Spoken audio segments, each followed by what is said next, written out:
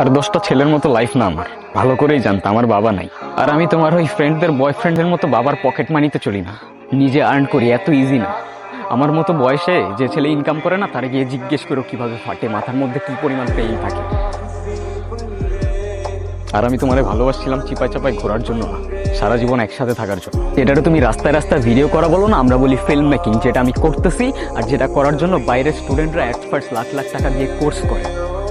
So যেটা respect করতে পারো না, প্লিজ ওটা নিয়ে কথা বলতে এসো না।